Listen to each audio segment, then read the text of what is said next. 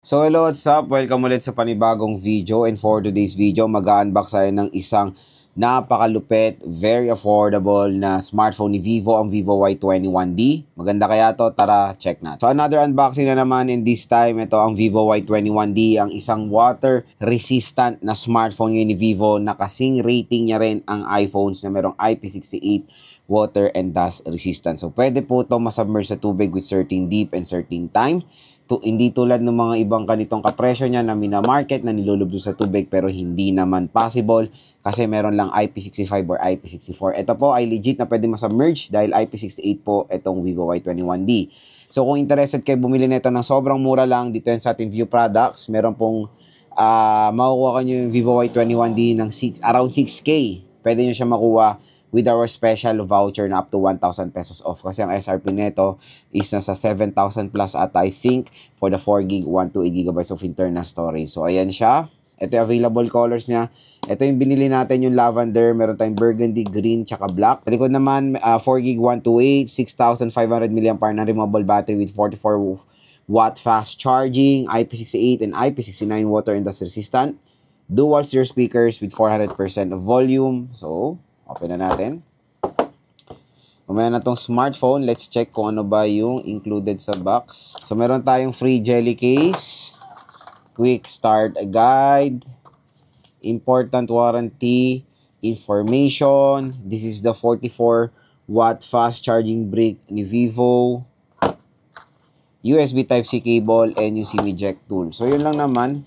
Very simple lang naman yung mga included sa box. Next, dito tayo sa mismong smartphone. Ang Vivo Y21D in color lavender. Tatanggalin natin yung plastic niya. At i-reveal na natin ang itsura niya. Ayan. So, napaka-gorgeous. Diba? Very aesthetic. Tignan itong Vivo Y21D. Ayan siya, oh.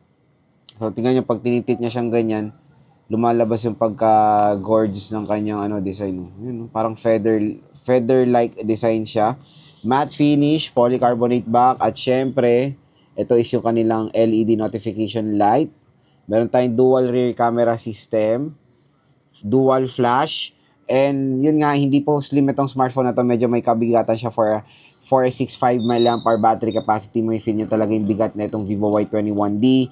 So, maganda dito, meron nga siyang water protection. Dito sa right side, nandito ang ating power button / fingerprint scanner and yung volume rocker. Sa taas naman ng smartphone, wala tayong makikita. Sa left side is yung SIM tray. Sa baba naman is yung microphone Type-C port at yung speaker grill. So, dual stereo speaker siya. I think isang speaker niya nandito sa earpiece. And sa bibili ng Vivo Y21D, good news, meron na siyang pre-installed na screen protector out of the box.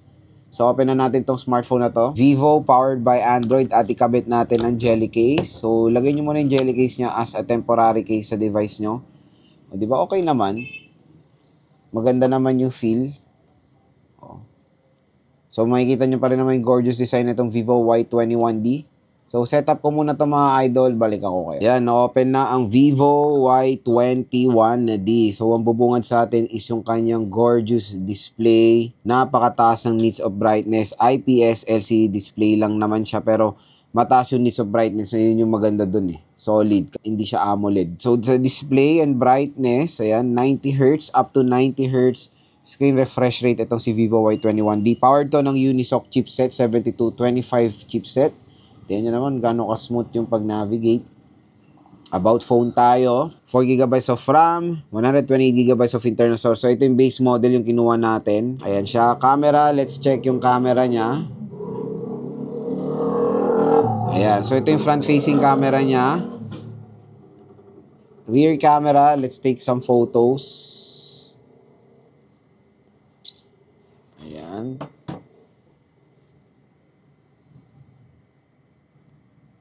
So, yun yung camera niya. Malinaw naman yung front-facing camera niya ng 39 natin. At, ito is yung kanyang notification light. So, pag nag-charge kayo or something or may notification or low bat, mag-iilaw yan. So, try natin siyang i-charge. Ayan. O, diba? Umiilaw. Hindi siya big feature, pero nakakatuwa lang na may ganitong feature na nakikita tayo sa Vivo Y21D. So yun, kung interested kayo mag-purchase nitong napakalupit na smartphone na to na pwedeng malublob sa tubig, Ayan, i-click nyo na dito yung view products. Dito lang kayo bibili sa ating view products.